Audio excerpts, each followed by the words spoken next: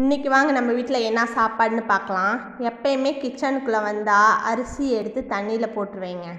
அப்போ தான் நல்லா ஊறி சாஃப்டாக இருக்கும் சாப்பாடு.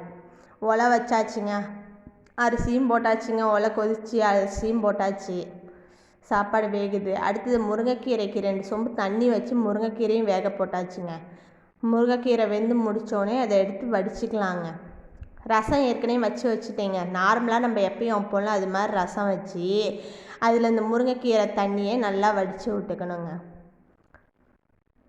இந்த மாதிரி நல்லா பார்த்து வடித்து விட்டுக்கணுங்க.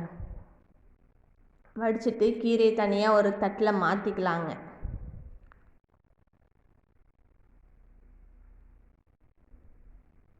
அடுத்த கீரையை தாளித்து விட்டுக்கலாங்க. இதே சட்டியை வச்சு எண்ணெய் கடுகு கருவேப்பிலை போட்டு வெங்காயம் வரமிளகா போட்டு தாளித்து விட்டுக்கலாங்க.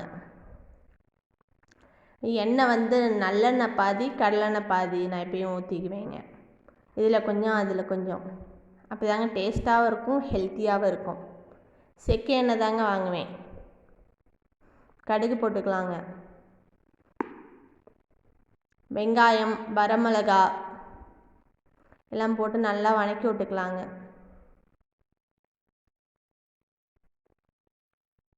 அடுத்த கீரையை போட்டு 2 பெரட்டி விட்டு கொஞ்சம் சிம்லேயே கொஞ்சம் நேரம் வச்சுட்டு தேங்காவை போய் திருவிட்டு வந்துடலாங்க. தேங்காவை திருவி போட்டேங்க. தேங்காய் திருவி 2 வதக்கி விட்டு அவ்வளோதாங்க, அடுப்பை ஆஃப் பண்ணிடலாங்க. அடுத்தது அப்பளமும் சுண்டைக்காய் வத்தலும் பொரிச்சுக்கலாங்க.